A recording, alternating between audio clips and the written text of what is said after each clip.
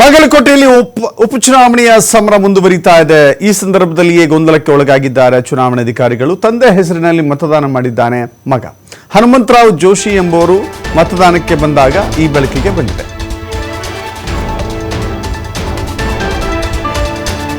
ತಂದೆಯ ಹೆಸರಿನಲ್ಲಿ ಮಗನ ಮತದಾನ. ಹೆಸರಿದ್ದು ತಂದೆದು, ಮತದಾನ ಮಾಡಿದ್ದು ಮಗ. ಹೇಗೆ ಸಾಧ್ಯವಾಯ್ತದು? ಯಾಕೆ ಗೊಂದಲಕ್ಕೆ ಸಿಲುಕಿದ್ದಾರೆ?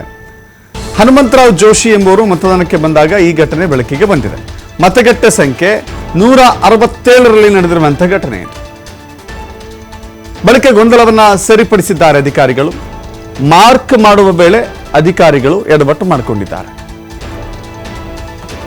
ಯಾರು ಮತದಾನ ಮಾಡಿದ್ದಾರೆ ಅಂತ ಹೇಳಿ ಆ ವೋಟರ್ ಲಿಸ್ಟ್ನಲ್ಲಿ ಆ ಮತದಾರನ ಟಿಕ್ ಮಾಡಬೇಕಾಗತ್ತೆ. ಎಸ್, ಇವರು ಬಂದು ಮತದಾನವನ್ನ ಮಾಡಿದ್ದಾರೆ ಅಂತ ಹೇಳಿ. ತಂದೆಯ ಜಾಗದಲ್ಲಿ ಮಗನ ಮತದಾನ ಸಂದರ್ಭದಲ್ಲಿ ತಂದೆಯ ಹೆಸರನ್ನು ಟಿಕ್ ಮಾಡಿದ್ದಾರೆ. ಸೊ ಹೀಗಾಗಿ ಗೊಂದಲಕ್ಕೆ ಸಿಲುಕಿದ್ರು. ಆ ನಂತರದಲ್ಲಿ ತಂದೆಗೂ ಮತ್ತು ಮಗನಿಗೂ ಇಬ್ಬರಿಗೂ ಕೂಡ ಮತದಾನಕ್ಕೆ ಅವಕಾಶವನ್ನ ಮಾಡಿಕೊಡಲಾಗಿದೆ. ಕೆಲವಷ್ಟು ಈ ರೀತಿಯ ಗೊಂದಲಗಳು ಸಹಜವಾಗಿ ನಡೆಯುತ್ತೆ. ಉದ್ದೇಶಪೂರ್ವಕವಲ್ಲದಂಥ ಬೆಳವಣಿಗೆಗಳು ನಡೆಯುತ್ತೆ. ಅಂಥದ್ದೇ ಬೆಳವಣಿಗೆಗೆ ಬಾಗಲಕೋಟೆಯ 167ನೇ ಬೂತ್ ಸಾಕ್ಷಿಯಾಗಿದೆ.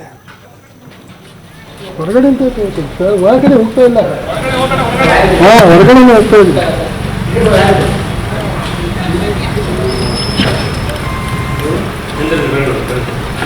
निकालो 2 बूथ बचे हैं, यही 1 घंटा